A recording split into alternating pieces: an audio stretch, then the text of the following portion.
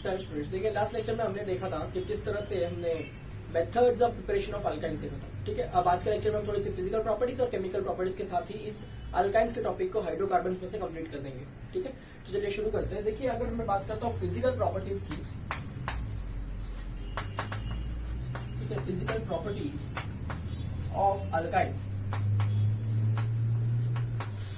तो देखिए मोस्टली सारी फिजिकल प्रॉपर्टीज जो है वो सिमिलर है किसको, अल्केन और अल्कीन को। ठीक है, और थोड़े से कुछ चेंजेस जो हमको देखने हैं। देखिए, जैसे alkyne have similar physical properties to that of alkane and alkene of same carbon atoms. Correct है, यानी दो कार्बन का अल्केन और दो कार्बन का अल्कीन का जैसा प्रॉपर्टीज होगा वैसा ही दो कार्बन का अल्काइन का प्रॉपर्टीज होगा। ठीक है, तो उम्मीद करता हूं यहां तक आपको समझ में आ रहा होगा। आगे देखें तो मेल्टिंग पॉइंट या मैं कह दूं बॉइलिंग पॉइंट, ठीक है, ये जो होता है वो डायरेक्टली प्रोपोर्शनल होगा किसके, मॉलिक्यूलर मास या मॉलिक्यूलर वेट के। ठीक है, और इनवर्सली प्रोपोर्शनल होगा किसके, ऑफ कोर्स ब्रांचिंग। ये सब चीजें हम ऑलरेडी देख चुके हैं ना, कि अगर ब्रांचिंग बढ़ती है तो सरफेस एरिया कम हो जाता है, सरफेस एरिया कम हो जाता है, इसलिए जो इंटरेक्शन है वो कम हो जाते हैं, और उसकी वजह से मेल्टिंग पॉइंट बॉइलिंग पॉइंट भी कम हो जाता है। तो ब्रांचिंग अगर बढ़ती है तो मेल्टिंग पॉइंट बॉइलिंग पॉइंट कम हो जाता है, ये हमें पता है। मॉलिक्यूलर वेट बढ़ेगा तो इंटरमॉलिक्यूलर फोर्सेज ऑफ अट्रैक्शन बढ़ेंगे, इंटरमॉलिक्यूलर फोर्सेज ऑफ अट्रैक्शन बढ़ेंगे तो मेल्टिंग पॉइंट बॉइलिंग पॉइंट भी बढ़ जाएगा। ठीक है, तो उम्मीद करता हूँ यहाँ तक आपको समझ में आ रहा होगा सारा फंडा। ठीक है, तो देखिए और आगे देखते हैं अल्काइंस के बारे में। तो जो अल्काइंस होते हैं they are insoluble in water, water में डिसॉल्व नहीं होते हैं। ठीक है, बट रेडीली सॉल्युबल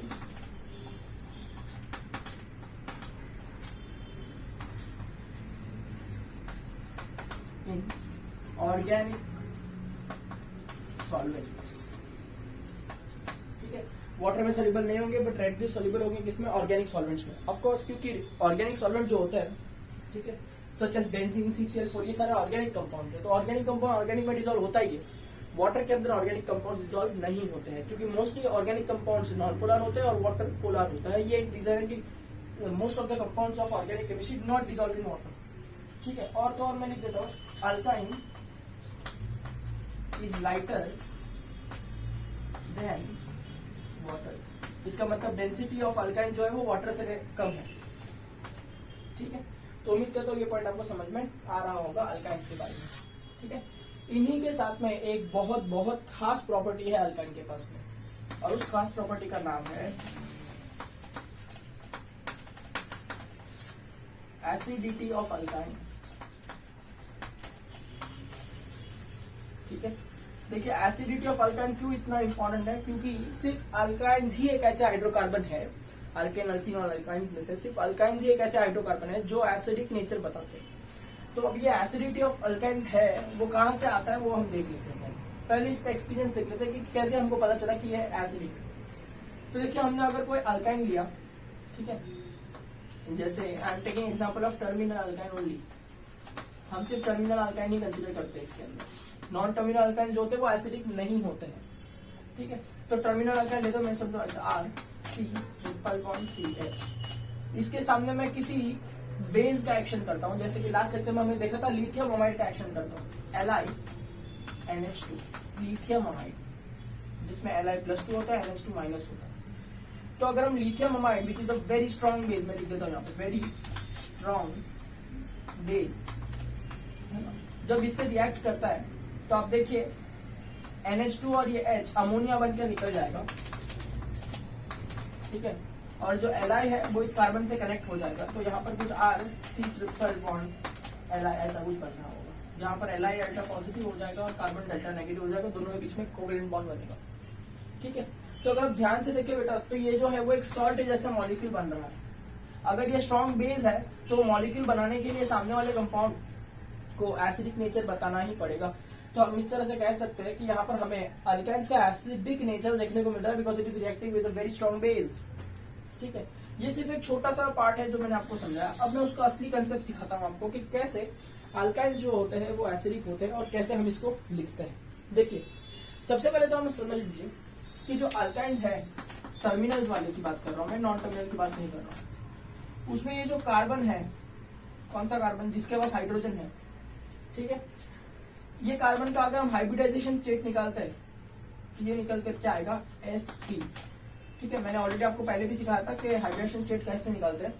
अगर किसी कार्बन ने सारे सिंगल बॉन्ड बनाए हैं तो याद रखिएगा उसका हाइब्रिडेशन स्टेट होता है sp3। अगर उसने एक भी डबल बॉन्ड बनाया है तो हाइब्रिडेशन स्टेट होगा sp2। अगर उसने दो डबल बॉन्ड बनाए हैं तो वो भी होगा sp। ठीक है, और एक ट्रिपल बॉन्ड बनाया है तो भी क्या होगा, sp। तो यहाँ पर ट्रिपल बॉन्ड बनाया है इसलिए मैं कह रहा हूँ कि इसका हाइब्रिडेशन स्टेट क्या है, sp हाइब्रिडाइज है।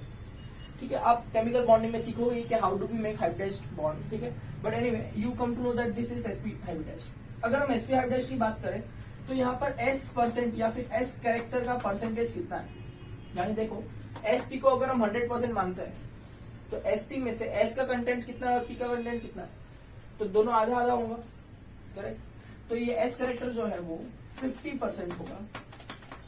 ठीक है, सही बात। अब देखिए एक फंडा होता है, एस कैरेक्टर जो होता है वो हमेशा डायरेक्टली प्रोपोर्शनल होता है इलेक्ट्रोनेगेटिविटी के। जितना ज्यादा एस कैरेक्टर होता है उतना ज्यादा इलेक्ट्रोनेगेटिविटी होता है, यानी इलेक्ट्रॉन खींचने की हिम्मत, बल, शक्ति, ताकत होती है उस एलिमेंट के पास में। तो अगर हम अल्केन की बात करते हैं तो अल्केन के पास तो कार्बन जो है वो सारे सिंगल बॉन्ड में है तो वो sp3 हाइब्रिडाइज होगा।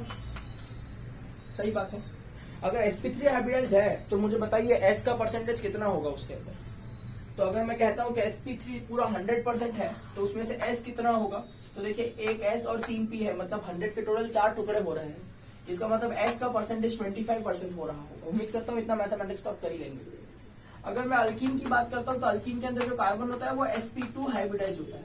तो अगर मैं आपसे पूछूं sp2 हाइब्रिडाइज में s का परसेंटेज कितना है, तो आप मानिए sp2 को 100 मानते हैं तो 100 के 3 टुकड़े हो रहे हैं, एक s और 2 p, तो 100 के 3 टुकड़े हो रहे हैं तो s का कितना परसेंट हो जाएगा, 33.33% हो जाएगा। तो यहाँ पर sp3 में 25% s कैरेक्टर है, यहाँ पर sp2 में 33% s कैरेक्टर है, और यहाँ sp है ट्रिपल बॉन्ड में जहां पर s कैरेक्टर 50% है। किसका s कैरेक्टर सबसे ज्यादा है, अल्केन, अल्कीन या अल्काइन? अल्काइन का s कैरेक्टर सबसे ज्यादा है। अब देखिए अल्काइन का s कैरेक्टर ज्यादा है तो उसकी वजह से उसका जो कार्बन है उसका इलेक्ट्रोनेगेटिविटी भी ज्यादा है। तो ये जो कार्बन है इसका इलेक्ट्रॉन खींचने का पावर ज्यादा है। किसके पास से इलेक्ट्रॉन खींचेगा, ये हाइड्रोजन के पास से इलेक्ट्रॉन को खींचता है। अगर ये हाइड्रोजन के पास से इलेक्ट्रॉन को खींचता है तो आपको ऐसा नहीं लगता कि R(C)(C) अगर ये हाइड्रोजन से इलेक्ट्रॉन खींच लेगा तो अपना इलेक्ट्रॉन तो अपने पास रखेगा ही, हाइड्रोजन का भी इलेक्ट्रॉन उसने खींच लिया तो दोनों bond pair becomes lone pair हो जाएगा और इस पे चार्ज क्या आ जाएगा, माइनस। हाइड्रोजन जो है वो अपना इलेक्ट्रॉन खो देगा तो H पे क्या चार्ज आ जाएगा, प्लस। तो आपको क्या लगता है, due to heavy S character it will pull electrons from hydrogen and we can remove hydrogen as H+ ion. और बचपन से आपको सिखाया गया है कि अगर कोई सब्सटेंस H+ आयंस को डोनेट करता है तो उस सब्सटेंस को हम एसिडिक सब्सटेंस कहते हैं। तो अल्केन, अल्कीन और अल्काइन में से अल्काइन के पास S कैरेक्टर ज्यादा होने की वजह से अल्काइन इलेक्ट्रॉन खींचने में बहुत पावरफुल है हाइड्रोजन से, जिस वजह से अल्केन में से H+ नहीं बनाया जा सकता, अल्कीन में से H+ नहीं बनाया जा सकता, लेकिन टर्मिनल अल्काइन में से H+ जरूर बनाया जा सकता है। और जैसे ही हमको पता चला कि अल्काइन में से टर्मिनल H को H+ बना के रिमूव किया जा सकता है, हमने कह दिया कि जो कंपाउंड है इसका एसिडिक नेचर बताया जा रहा है। तो उम्मीद करता हूं आपको समझ में आ रहा होगा कि किस तरह से अल्काइंस जो होते हैं वो एसिडिक होते हैं। और यहाँ पर हमने प्रूव करके भी देख लिया कि अगर ये एसिडिक है तो बेस के साथ रिएक्ट करेगा, जो कि सही बात है। अगर आप किसी अल्केन के अंदर LiNH2 डालोगे तो रिएक्शन नहीं होगा, किसी अल्कीन के अंदर LiNH2 डालोगे तो रिएक्शन नहीं होगा। ठीक है, बट जैसे ही हमको पता चला कि हमने अल्काइन में LiNH2 डाला, हमको तुरंत एक रिएक्शन देखने को मिलता है, लिथियम अल्काइन, अल्काइन है लिथियम देखने को मिलता है। ठीक है, उम्मीद करता हूँ ये पॉइंट समझ में आ रहा होगा। याद रखिएगा एसिडिक नेचर टर्मिनल अल्काइन ही बताएगा, क्योंकि बेटा अगर नॉन टर्मिनल अल्काइन है तो ऐसा होगा, तो इसके अंदर ये सब कार्बन तो sp3 हाइब्रिडाइज होंगे, सिर्फ यही कार्बन sp हाइब्रिडाइज होते हैं। अब sp हाइब्रिडाइज के पास में इलेक्ट्रोनेगेटिविटी ज्यादा है पर रिमूव करने के लिए हाइड्रोजन ही नहीं है, हाइड्रोजन ही नहीं है तो H+ आयंस बनेगा ही नहीं, और H+ आयंस बनेगा ही नहीं तो एसिडिक नेचर कैसे आएगा। इसलिए हमको टर्मिनल अल्काइंस ही चाहिए एसिडिक नेचर पढ़ने के लिए, नॉन टर्मिनल अल्काइंस हम नहीं यूज करेंगे। ठीक है, तो उम्मीद करता हूँ ये छोटा सा पॉइंट आपको समझ में आया होगा कि फिजिकल प्रॉपर्टीज ऑफ अल्काइंस क्या है। और एसिडिक नेचर ऑफ अल्काइंस को हम कैसे ढूंढते हैं। उम्मीद करता हूँ ये पॉइंट यहाँ तक क्लियर रहा होगा। चलिए बढ़ते हैं अब कुछ केमिकल प्रॉपर्टीज की तरफ। अब देखिए हमें पता है अल्काइंस जो होते हैं ट्रिपल बॉन्डेड कंपाउंड में हम अनसैचुरेटेड कंपाउंड्स कहते हैं। तो हमने ऑलरेडी बताया था आपको कि देखिए अल्कीन हो या अल्काइन हो दोनों ही अनसैचुरेटेड कंपाउंड्स हैं। अनसैचुरेटेड कंपाउंड्स के अक्रॉस हमेशा एडिशन रिएक्शन बहुत अच्छी तरह से होता है। आप डबल बॉन्ड्स को तोड़ के नए 2 बॉन्ड जनरेट करके वहां पर 2 ग्रुप्स लगा सकते हैं। सिमिलरली ट्रिपल बॉन्ड के अंदर 2 पाई बॉन्ड्स हैं, उनको आप ब्रेक करके 4 सिग्मा बॉन्ड्स को जनरेट करके 4 ग्रुप्स लगा सकते हैं। तो अभी हम लोग एक एक करके इसके फंडे को समझते हैं। ध्यान से देखिएगा, हम चालू करने जा रहे हैं केमिकल प्रॉपर्टीज। ठीक है, अब देखिए केमिकल प्रॉपर्टीज के अंदर सबसे पहली केमिकल प्रॉपर्टी मैं शुरू करने जा रहा हूं, जिसे मैं कहता हूं एडिशन ऑफ हाइड्रोजन। ये हम ऑलरेडी देख चुके हैं जब हमने अल्केन चैप्टर सीखा था। ठीक है, एडिशन ऑफ हाइड्रोजन, और इसी को हम लोग क्या कहते हैं, हाइड्रोजिनेशन।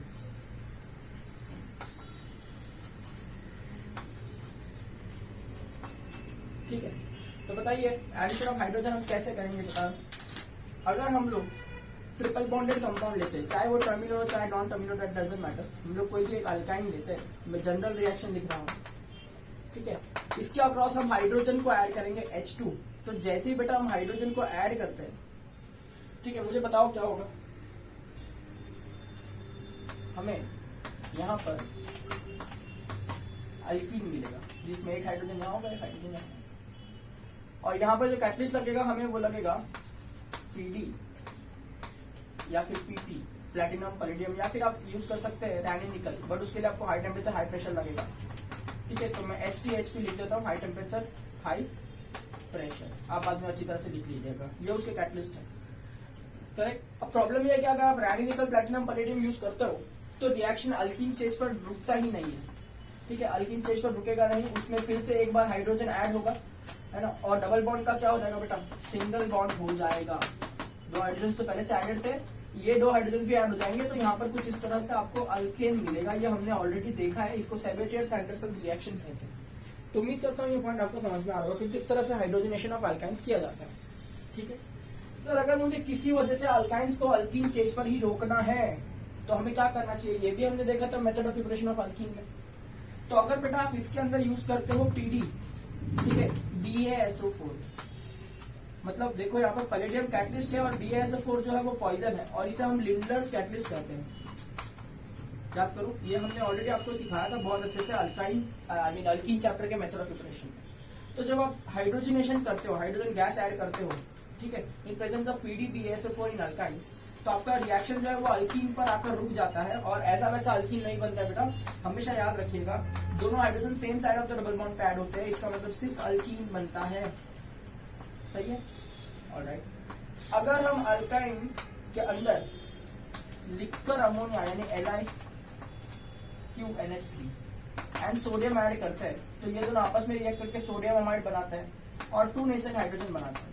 तो अब ये 2 नेसेंट हाइड्रोजन अगर अल्काइन से रिएक्ट करता है तो याद कीजिए आपको अल्कीन मिलता है, बट एक हाइड्रोजन और एक हाइड्रोजन ऐसे ऐड होता है opposite side to double bond, मतलब यहाँ पर हमको ट्रांस अल्कीन देखने को मिलता है, और रिएक्शन अल्कीन भी स्टॉप हो जाएगा यहाँ पे और यहाँ पे। अगर अपने रैनी निकल प्लेटिनम पैलेडियम यूज किया तो अल्कीन पर स्टॉप ही नहीं होता है, अल्कीन के साथ फिर से रिएक्शन हो जाएगा हाइड्रोजन का और वो अल्कीन बन जाएगा। तो इस तरह से हमने देखा था कि किस तरह से हम लोग एडिशन ऑफ हाइड्रोजन करते हैं अल्काइंस के ऊपर to obtain alkenes as their main product, to obtain cis alkene as their main product, और to obtain cis trans alkene as their main product. ठीक है, तो उम्मीद करता हूँ यहाँ तक सारी चीजें आपको क्लियर रही होगी और ये एडिशन ऑफ हाइड्रोजन आपको समझ में आया होगा। देखिए ऑलरेडी हम इतनी बार कर चुके हैं कि मुझे यहाँ पर इसको बार बार एग्जाम्पल लेके सॉल्व करने की जरूरत नहीं पड़ेगी, तो मैं यहाँ पर कोई एग्जाम्पल नहीं ले रहा हूँ, बस अब इस तरह से अच्छी तरह से आपके बुक में नोट कर लीजिएगा, दैट्स इट। ठीक है, और मुझे इतना भरोसा है कि अगर कोई रिएक्शन आ गया तो अब इतना तो सॉल्व कर ही लेंगे, no need to solve examples here right now. ठीक है, तो चलिए रब कर देता हूँ इसको। अब हम आगे बढ़ते हैं अगले टॉपिक की तरफ, जिसका नाम है एडिशन ऑफ हैलोजन। ठीक है, ध्यान से सुनिए, एडिशन ऑफ हैलोजन। याद कीजिए, एडिशन ऑफ हैलोजन को ही हम क्या कहते हैं बेटा, हैलोजिनेशन। एडिशन ऑफ हैलोजन को हम क्या कह देंगे, हैलोजिनेशन। तो देखिए हैलोजिनेशन यानी एडिशन ऑफ हैलोजन कैसे करना चाहिए, जैसे मैं जनरल रिएक्शन लिखता हूँ आपके लिए यहाँ पर। ठीक है, तो देखिए जनरल रिएक्शन में ये होगा ट्रिपल बॉन्ड, इसके तरफ मैंने X2 ऐड कर दिया। जब आप हाइड्रोजन ऐड करते हो बेटा तो एक सॉल्वेंट यूज करना पड़ता है, मैं यहाँ पर यूज कर रहा हूँ CCl4 और इसको मैंने हीट कर दिया। तो बताइए मुझे क्या होगा, triple bond becomes double bond. ठीक है, एक हाइड्रोजन यहाँ पर आ जाएगा, एक हाइड्रोजन यहाँ पे आ जाएगा, पर रिएक्शन रुकता नहीं है, फिर से दो हाइड्रोजन और CCl4 के साथ रिएक्ट करता है, हीट होता है, सिंगल बॉन्ड हो जाएगा और 4 नए सिग्मा बॉन्ड पर 4 हाइड्रोजन आएंगे। तो इस तरह से आपको प्रोडक्ट मिलेगा। ठीक है, तो उम्मीद करता हूँ ये पॉइंट समझ में आ रहा होगा। तो अगर मैं इसका एग्जांपल लेके देखूं बेटा, एग्जांपल नंबर 1, तो मैं लिखता हूँ यहाँ पर action of chlorine on ethyne.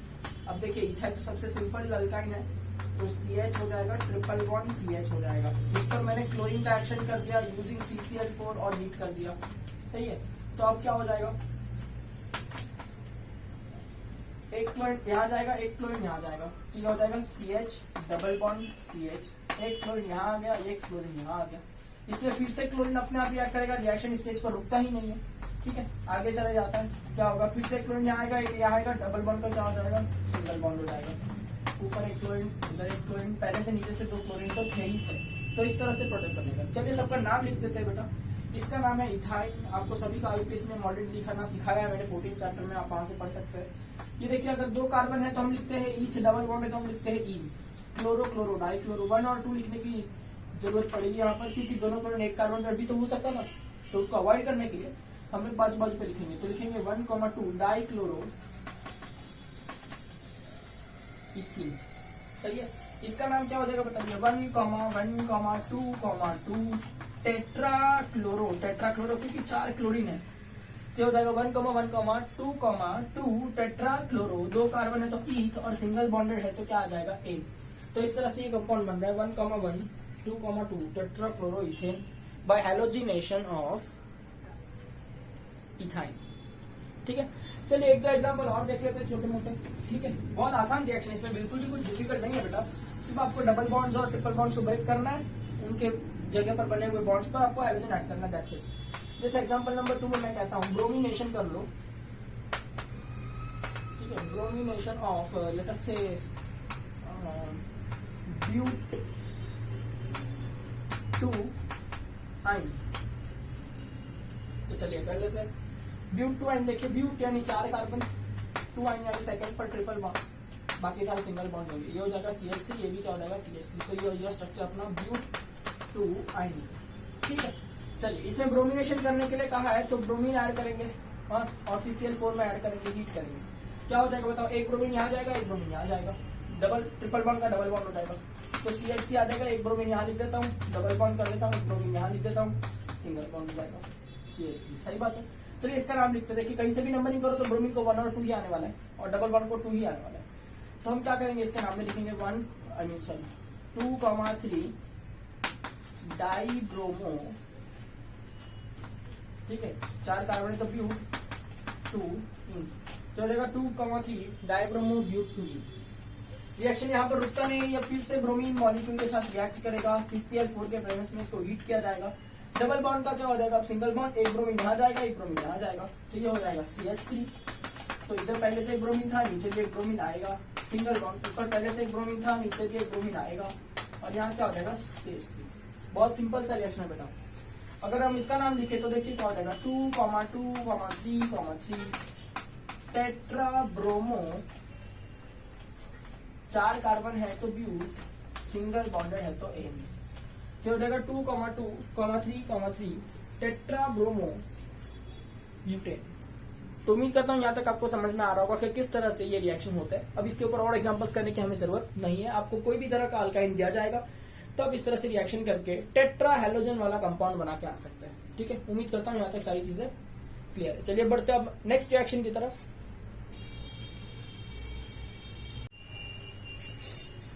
तो देखिए नेक्स्ट प्रॉपर्टी अपने पास में, दैट इज रिएक्शन नंबर 3। ठीक है, एडिशन ऑफ HX मतलब हैलो एसिड। ठीक है, HCl HBr कुछ भी हो सकता है, तो इसे हम प्यार से हैलो एसिड कहते हैं। ये कंसिमेट्रिकल रिएजेंट है जिसको हम लोग को ट्रिपल बॉन्ड का क्रॉस ऐड करना है। आसान रिएक्शन है, बिल्कुल डिफिकल्ट नहीं है।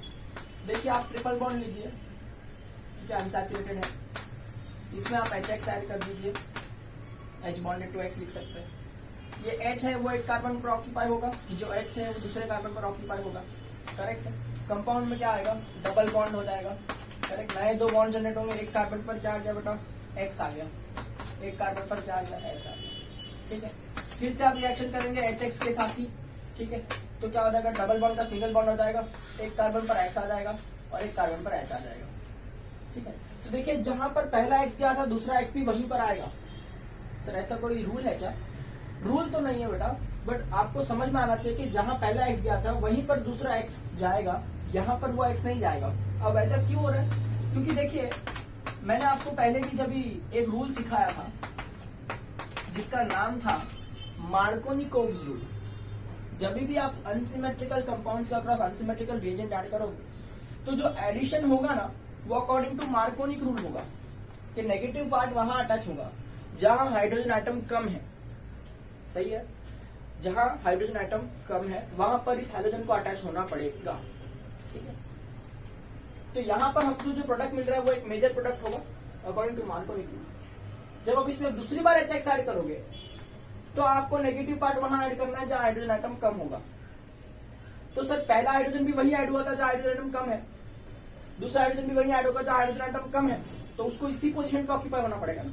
वो इस पोजीशन को ऑक्यूपाई कर ही नहीं सकता क्योंकि वहां पर हाइड्रोजन का एडिशन हुआ है। देखो यहाँ कोई हाइड्रोजन नहीं था, अब यहाँ हाइड्रोजन है, तो यहाँ हाइड्रोजन का एडिशन हुआ है, मतलब इंक्रीमेंट ऑफ हाइड्रोजन हुआ है ना। और हमको तो हाइड्रोजन वहां ऐड करना है जहां हाइड्रोजन एटम कम है, डिक्रीज हाइड्रोजन एटम है। तो ये हाइड्रोजन जो है वो कभी भी ये पोजीशन ऑक्यूपाई नहीं कर पाएगा, उसको वही पोजीशन ऑक्यूपाई करना पड़ेगा जहां पर पहले हाइड्रोजन गया था। क्योंकि ये जो है वो कुछ नहीं है बट मार्कोनिक ऑफ रूल है, ठीक है। तो इसको रट्टा नहीं मारना है कि वो जो हाइड्रोजन है वो वहीं जाएगा जहां पर पहला हाइड्रोजन गया था। ऐसे याद रखना कि इस रिएक्शन को मार्कोनिक रूल से सॉल्व करना है तो आपको सारे आंसर मिलेंगे। फॉर एग्जांपल मैं लेके बताता हूँ, एक्शन ऑफ HCl कर लेते हैं, ठीक है, ऑन एसिटिलीन। चलिए, तो एसिटिलीन क्या होता है, इथाइन का ही फैंसी नेम है, ठीक है। ये हो गया इथाइन, जिसी का नाम होता है एसिटिलीन। इसमें मैंने HCl का एक्शन कर दिया। अब देखो इस कार्बन पर एक हाइड्रोजन है और इस कार्बन पर भी एक हाइड्रोजन है। जब दोनों हाइड्रोजन एटम सेम है तो फर्क नहीं पड़ता, ये सिमेट्रिकल अल्काइन है, ठीक है। किसको भी कहीं पे भी भेज दो तो चलेगा।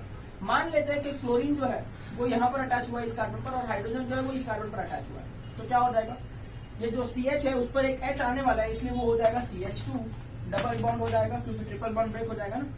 और ये CH है उसके ऊपर Cl आने वाला है, तो मैं देता हूँ CH है, इसके ऊपर एक Cl आने वाला है, इस तरह से ये कंपाउंड बन जाएगा, सही है, ठीक है।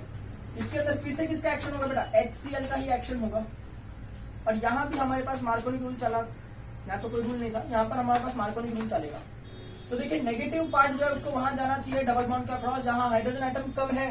यहाँ 2 हाइड्रोजन है, यहाँ 1 हाइड्रोजन है, तो इस क्लोरीन ने कम हाइड्रोजन को ऑक्यूपाई करना चाहिए, इस हाइड्रोजन ने ये पोजीशन को ऑक्यूपाई करना चाहिए to get a major product. और हम हमेशा मेजर प्रोडक्ट ही लिखेंगे, ठीक है। तो ये CH2 के ऊपर एक कैच आने वाला है तो हो जाएगा CH3, डबल बॉन्ड का हो जाएगा सिंगल बॉन्ड। यहाँ CH है, नीचे पहले से क्लोरीन लगा हुआ था, इस स्टेप के दौरान एक और क्लोरीन यहाँ पर आएगा, तो कंपाउंड कुछ इस तरह से बन जाएगा। तो उम्मीद करता हूँ आपको ये समझा पा रहा हूँ कि किस तरह से HX का एडिशन होता है, ठीक है। अब मैं इसका नाम लिख देता हूँ फटाफट, अगर आपको इसका कॉमन नेम याद आता है तो बहुत बढ़िया है। देखिए ये विनाइल ग्रुप है, इथिनाइल ग्रुप जिसे हम कहते हैं, और ये क्लोराइड है, तो इसका बहुत फेमस नेम है विनाइल क्लोराइड।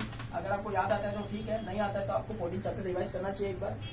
IUPAC अगर हम देखें तो देखिए 1 2 राइट ना, तो ये क्या हो जाएगा, 2 कार्बन है तो ईथ हो जाएगा, डबल बॉन्ड है तो ईन हो जाएगा, तो ये हो जाएगा इथीन। 1 पर क्लोरो है तो मुझे लिखना चाहिए क्लोरो, तो याद रखिए 1 क्लोरो इथीन लिखिए, क्लोरो इथीन लिखिए, एक ही बात है, ठीक है। यहाँ पर जो कंपाउंड बनेगा क्या होगा, वो होगा 1,1 डाई क्लोरो, 2 कार्बन है तो ईथ, सिंगल बॉन्डेड कंपाउंड है तो एन। तो इस तरह से हमारे पास में कंपाउंड बन रहा है 1,1 डाई क्लोरो इथेन। उम्मीद करता हूँ यहाँ तक सारी चीजें समझ में आ रही होगी, ठीक है। इसी तरह से आप होमवर्क में और थोड़े से एग्जांपल्स कर सकते हैं, मैं आपको जरूर होमवर्क में कुछ एग्जांपल दूंगा जाते जाते। अब मैं सोचता हूँ कि आगे के रिएक्शन पे बढ़ना चाहिए, ये रिएक्शन इजी आपको HX का एडिशन करने तो आ ही जाएगा, ठीक है। तो चलिए आप होमवर्क लिख लीजिए, एक क्वेश्चन में आपको ले रहा हूँ, मैं डिक्टेट करता हूँ, आप लिख लीजिए।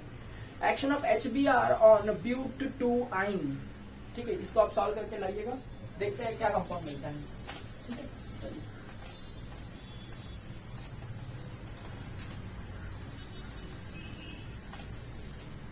एक्शन ऑफ HX को हमने कंप्लीट करेंगे। नेक्स्ट रिएक्शन की तरफ मैं बढ़ता हूँ, reaction number 4, action of water. ठीक है, या फिर मैं सिंपली लिखता हूं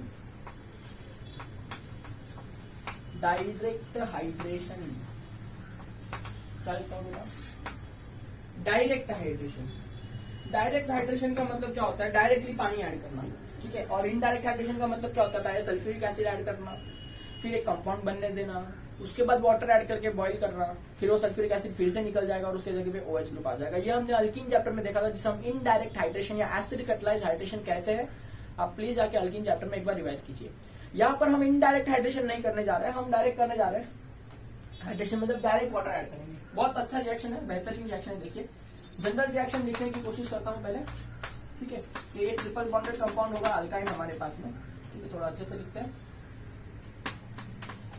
ठीक है, ये रहा अपने पास में अल्काइन। डायरेक्ट हाइड्रेशन का मतलब होता है आपने इसमें डायरेक्ट वाटर ऐड करना है H2, बट डायरेक्ट वाटर तो रिएक्ट नहीं करेगा, हमें पता है। अल्काइन जो है वाटर से रिएक्ट नहीं करेगा, डिसॉल्व भी नहीं होगा। ठीक है, तो अब क्या करेंगे, यहां पर हम यूज करेंगे, ध्यान से सुनिएगा, 40% सल्फ्यूरिक एसिड। ठीक है, 1% मर्क्यूरिक सल्फेट HgSO4। ठीक है, ध्यान रखिएगा, 100% में से 40% सल्फ्यूरिक एसिड होगा, 1% मर्क्यूरिक एसिड होगा। तो सर बाकी का क्या होगा? 100 में से बाकी का वाटर होगा। ठीक है, टोटल अगर 100 ml है तो 40 ml सल्फ्यूरिक एसिड यूज होगा, 1 ml HgSO4 यूज होगा, और बाकी जितना भी बचा 100% में से 100 ml में से वो वाटर यूज होगा। इस तरह से इसको कहते हैं डायरेक्ट हाइड्रेशन। तो अब क्या होगा, देखिए आप देख सकते हैं ये अनसिमेट्रिकल रिएजेंट है, ये डेल्टा पॉजिटिव है, ये डेल्टा नेगेटिव है। ठीक है, और ये ट्रिपल बॉन्ड है। तो मार्कोनिक रूल की तरह आपको एडिशन यूज करना है। मार्कोनिक रूल का एडिशन कर दो, ट्रिपल बॉन्ड का डबल बॉन्ड होना है। सही बात है, एक कार्बन पर H जाएगा, एक कार्बन पर OH जाएगा। मान लेते हैं इस कार्बन पर H गया, इस कार्बन पर OH गया, तो मैं OH को कुछ यूं इस तरह से लिखता हूं।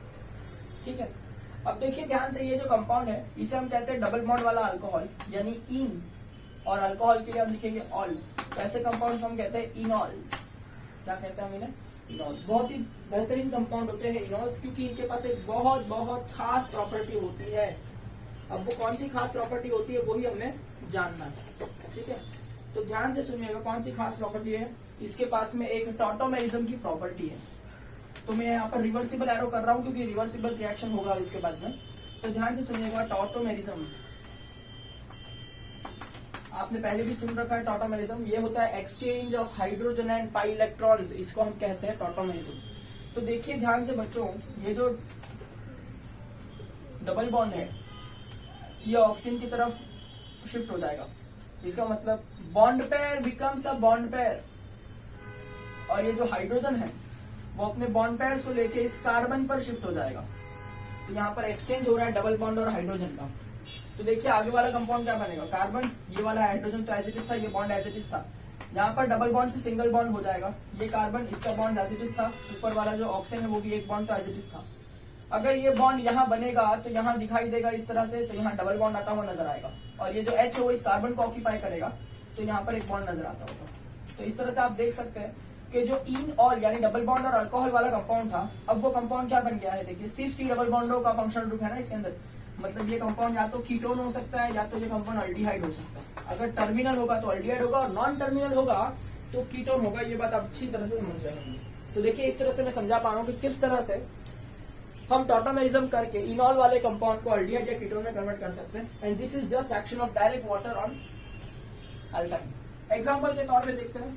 ठीक है, मान लेते हैं कि डायरेक्ट हाइड्रेशन ऑफ प्रोपाइन आपको कहा गया है। तो प्रोपाइन देखिए कैसा दिखाई देगा, सही है। चलिए, इसमें डायरेक्ट हाइड्रेशन मतलब सीधा वाटर ऐड कर देना। बस यहाँ याद रखना आपको 40% सल्फ्यूरिक एसिड चाहिए होगा। ठीक है, 1% HgSO4 चाहिए होगा। तो क्या हो जाएगा बताइए, यहाँ देख सकते हैं एक हाइड्रोजन है और यहाँ 0 हाइड्रोजन है, तो नेगेटिव पार्ट वहां जाएगा जहाँ हाइड्रोजन आइटम कम है, यानी अंदर की तरफ हाइड्रोजन यहाँ जाएगा जहाँ हाइड्रोजन आइटम ज्यादा है। सही है, तो अगर इसको हम सॉल्व करेंगे तो आ जाएगा CH3, इसके ऊपर आ जाएगा एक OH group, double bond CH2। सही बात है। अब यहाँ पर ये जो कंपाउंड है देखिए double bond and alcohol compound है, तो ये भी एक इनॉल कैटेगरी का कंपाउंड है। हम जानते हैं इनॉल के पास एक खास प्रॉपर्टी है, वो टॉटामेरिज्म बताते हैं, एक्सचेंज ऑफ हाइड्रोजन बताते हैं। तो हाइड्रोजन जो है वो इस कार्बन पर आएगा, साथ ही में ये जो डबल बॉन्ड है वो यहाँ पर आ जाएगा। तो shifting of pi electrons and hydrogen होगा, तो उसके बाद में देखिए ये हो जाएगा CH3, C single bond O, वहां पर डबल बॉन्ड दिखाई देगा शिफ्टिंग होने के बाद, यहाँ सिंगल बॉन्ड हो जाएगा, CH2 के ऊपर ये H आएगा तो ये हो जाएगा CH3। तो अगर आप ध्यान से देखें बेटा तो ये कीटोन जनरेट हुआ है जिसका बहुत फेमस नेम है एसीटोन, और चाहे तो आप IUPAC नेम भी लिख सकते हैं, दैट इज प्रोपेन 2-1। ठीक है, तो इस तरह से बेटा डायरेक्ट हाइड्रेशन रिएक्शन किया जाता है। तो उम्मीद करता हूँ ये रिएक्शन समझ में आ रहा होगा। आप अच्छी तरह से नोट्स मेंटेन कीजिएगा, नोटबुक में इसको अच्छी तरह से लिख लीजिएगा। ठीक है, इसके बावजूद भी अगर आपको कोई डाउट आता है तो मैं जरूर आपको सॉल्व करवाऊंगा। साथ ही में आपको पेज नंबर 249 पर आकर के यूजेज ऑफ एसिटिलीन एक बार देखना चाहिए। ठीक है, तो विद दिस बेटा आई कंक्लूड कि भाई हमने यहाँ पर हाइड्रोकार्बन जैसे बड़े टॉपिक में से अल्केन पूरा पढ़ लिया, अल्कीन पूरा पढ़ लिया, और आज के लेक्चर में इस पॉइंट पे मैंने अल्काइंस भी पूरा पढ़ा दिया। ठीक है, अब एक टॉपिक बाकी है जो कि काफी इंटरेस्टिंग और काफी बड़ा है, जिसका नाम है एरोमेटिक कंपाउंड्स, और वो भी इसी चैप्टर के अंदर है। तो नेक्स्ट लेक्चर से मैं शुरू करने वाला हूँ एरोमेटिक कंपाउंड्स। बहुत इंटरेस्टिंग टॉपिक है, बहुत वैरायटी ऑफ रिएक्शंस और एक अलग आपको पहचान मिलेगी ऑर्गेनिक केमिस्ट्री के अंदर, अगर आपने उसको बहुत अच्छी तरह से कायम कर लिया तो। ध्यान से देखिएगा बेटा, उसमें सारे कंपाउंड साइक्लिक वगैरह होंगे, तो इंटरेस्टिंग स्टडी है। IUPAC वगैरह सीखने में भी उसमें बहुत मजा आएगी। ठीक है, तो यहाँ तक पहले आपका बेस स्ट्रांग होना चाहिए। अगर आप यहाँ तक अच्छे से पढ़ लेंगे, यहाँ तक अच्छे से कर लेंगे, तो ही हम एरोमेटिक कंपाउंड्स के चैप्टर को अच्छी तरह से समझ पाएंगे। क्योंकि यहाँ पर हमने मोस्टली जो केमिकल्स यूज किए हैं उसके जैसे ही कुछ ना कुछ केमिकल्स हमको वहां यूज करना है, तो क्या आपके ब्रेन को ज्यादा स्ट्रेस नहीं आना चाहिए। इसलिए आप पहले यहाँ तक बहुत स्ट्रांग हो जाइए, फिर मैं एरोमेटिक कंपाउंड शुरू करता हूँ। ठीक है, अब ध्यान से देखिए यहाँ तक आपको क्या क्या करना है। सभी चैप्टर में अल्केन, अल्कीन और अल्काइन में से सभी का आपको यूजेस पढ़ना है अच्छी तरह से, सभी के फिजिकल प्रॉपर्टीज पे ध्यान रखना है। ठीक है, सभी का मेथड्स ऑफ प्रिपरेशन मैंने ही लिखा के दिया है, मेरे ही नोट्स पढ़िए, बहुत है। सभी की केमिकल प्रॉपर्टीज भी मैंने अच्छी तरह से करा के दिया, आप मेरे नोट्स पढ़िए काफी, बट यूजेस, फिजिकल प्रॉपर्टीज ये सब आपको एक बार टेक्स्ट बुक से देखना चाहिए।